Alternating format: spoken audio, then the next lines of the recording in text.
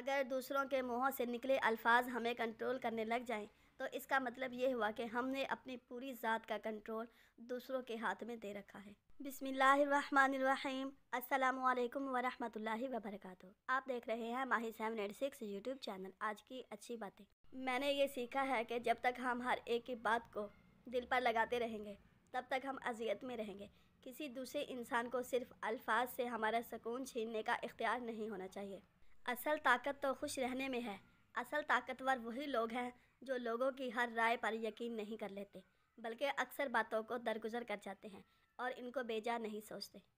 اگر دوسروں کے منہوں سے نکلے الفاظ ہمیں کنٹرول کرنے لگ جائیں تو اس کا مطلب یہ ہوا کہ ہم نے اپنی پوری ذات کا کنٹرول دوسروں کے ہاتھ میں دے رکھا ہے۔